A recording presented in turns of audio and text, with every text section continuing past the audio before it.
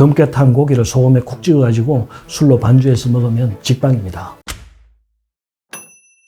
우리가 잘 모르는 내용 중에 뜨거운 물도 발암물질에 속합니다. 65도씨 이상의 뜨거운 물은 식도암을 증가시키거든요. 그래서 나는 뭐 식도가 튼튼해 이러면서 그냥 후후 불지도 않고 뜨거운 물 막 마시는 분들 계시죠. 커피도 그렇고 이런 분들은 식도암 조심하셔야 합니다. 그 뜨거운 음식을 먹어도 되는 이유가 뭐냐 하면 우리 몸의 이 세포는 끊임없이 재생하거든요. 오래된 건 때가 돼서 떨어져 나가잖아요. 그런데 이 구강이나 이 식도 쪽의 세포는 빨리빨리 재생이 됩니다. 그래서 아침에 뜨거운 물 먹고 입안을 디어도 저녁 되면 다 깨끗해지죠. 그만큼 세포 재생이 빨라요. 아무 생각 없이 그냥 계속 이 뜨거운 물을 먹게 되는 거거든요. 뜨거운 음식 먹어도 큰 상관이 없으니까. 그런데 암이라는 것은 그게 20년, 30년 반복됐을 때 생성되는 거단 말이에요. 그래서 당장 나는 뭐 아무 상관없으니까 해도 돼 이렇게 생각하기가 쉬운 거죠. 그런 것들을 이제 생각하는 게 인간이 살면서 쉽지가 않다. 그래서 암을 예방하기가 힘든 것이다. 2번 중에 1번이라도 좀 줄여라.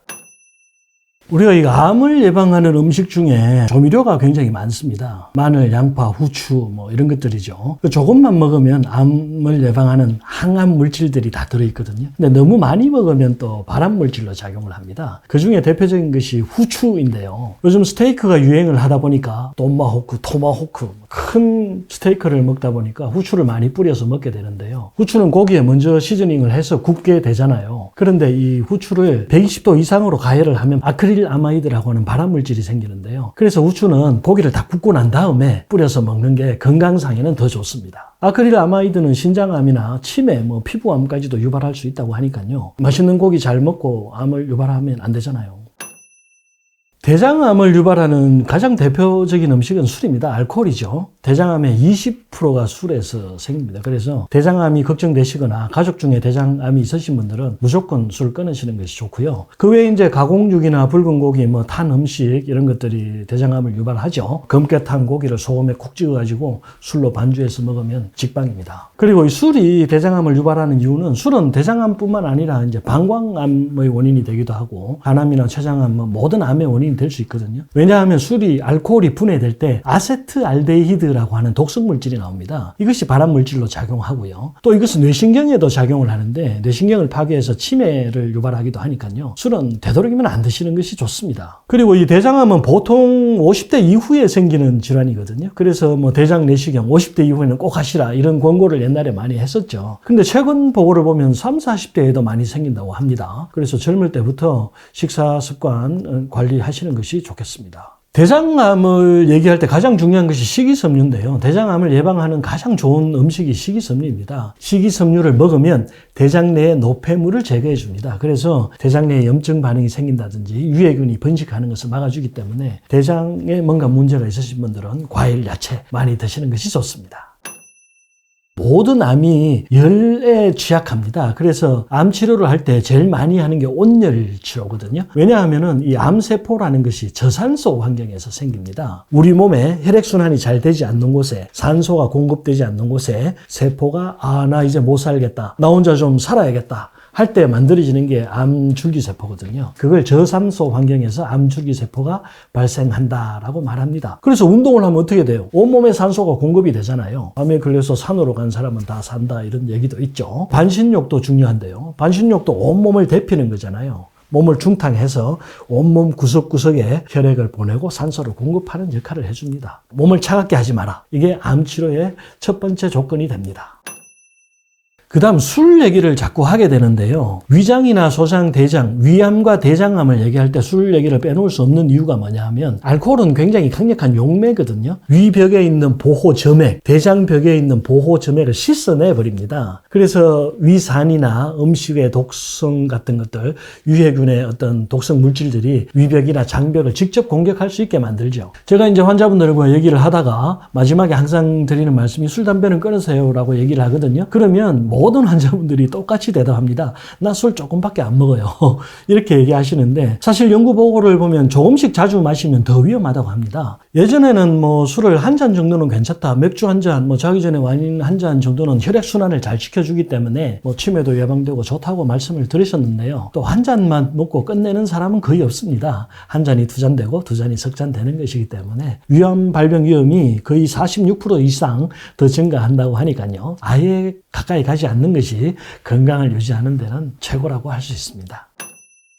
이 암이라는 것은 항상 염증이 반복되는 곳에 생기는 것이에요. 그래서 위장에 만성 염증이 있다든지 뭐 대장에는 만성 염증 같은 건 잘 생기지 않지만 그래도 미세 염증이 계속 반복이 되거든요. 그래서 염증을 잡아주는 것이 암을 예방하는 가장 중요한 목표가 돼야 한다. 이렇게 말씀드릴 수 있고요. 위암 같은 경우는 밀싹이나 보리싹, 파슬리 같은 데 들어있는 성분 중에 아피제닌이라는 것이 있는데 세포의 이형성증, 그러니까 세포가 변이 되는 것을 막아줍니다. 과채 주스 먹을 때 조금씩 첨가해서 드시면 도움이 되겠습니다.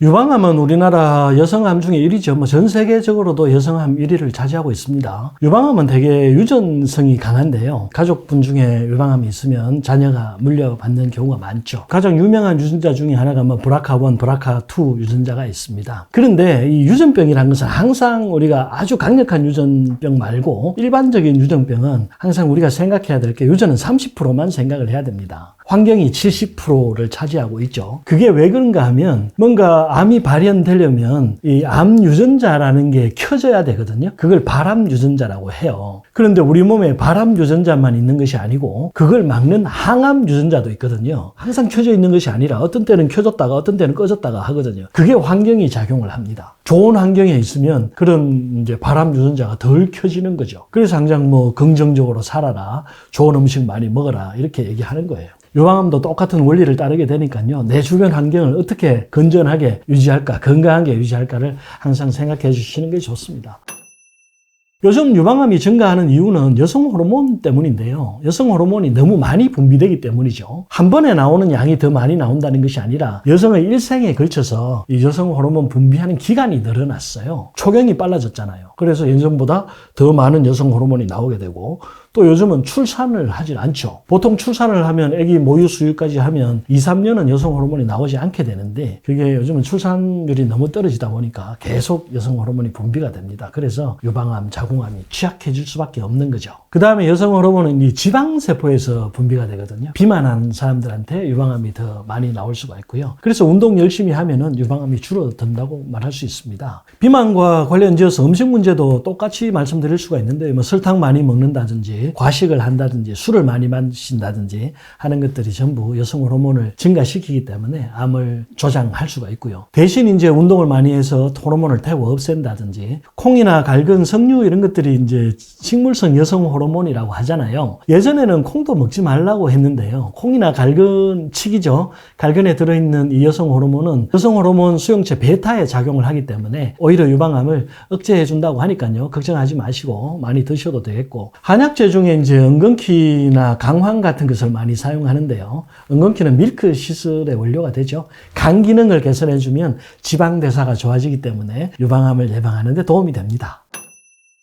남성 특유의 질환이 있죠. 전립선 비대증, 전립선 암 이런 것들인데요. 사실 이 전립선 암 때문에 고민하시는 분들이 굉장히 많습니다. 이 전립선 비대증은 사실 노화와 관련이 굉장히 깊거든요. 나이가 들면 들수록 이 밸브에 문제가 생기기 때문에 누구나 고장이 나게 돼 있는데 조금만 고장이 나도 굉장히 민감한 곳이다 보니까 암 걱정을 굉장히 많이들 하십니다. 그래서 전립선 암도 어쨌든 암이 생기기 전에 예방하는 것을 제1차 목표로 잡으시고 몸 관리 잘 해주시면 좋고요. 전립선 암을 유발하는 가장 해로운 음식 중에 하나가 술입니다. 술이 염증을 일으키지 않는 것은 없죠. 일단 전립선에 조금이라도 문제가 있으시면 술 끊으시기를 권하고요. 그 다음 고용량 칼슘 복용하시는 분들이 꽤 많은데요. 골다공증 같은 것들 때문에 혹은 잠이 안 와서 칼슘 제제 드시는 분들도 있습니다.